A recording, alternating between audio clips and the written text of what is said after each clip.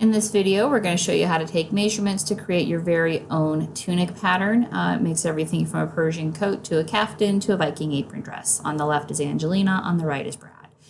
So we start with a shoulder measurement, just basically armpit to armpit across your shoulders so we can see how wide to cut our first piece.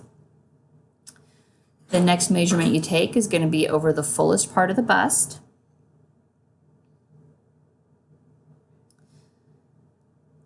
And after that, of course, we do the waist measurement. A lot of these are pretty standard measurements, nothing too spectacular or untoward.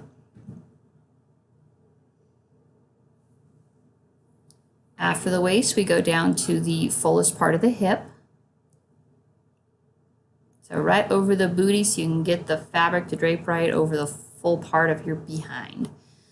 Next, you do the bicep, and of course you want them to make like a good bicep so you can get know how wide to cut that piece. And then over the wrist, and that's so you know how much to taper it. Now, I don't show it here, but it's not necessarily a bad idea to go ahead and measure over the hand as well, because of course where the thumb goes tends to be wider. You want a neck measurement. And the neck and head measurement, the head's next, is so we can know how big to cut the hole so you can actually get the tunic on. Always a good place to go. Of course, you want it to go over the ears so you can get the full diameter of the head.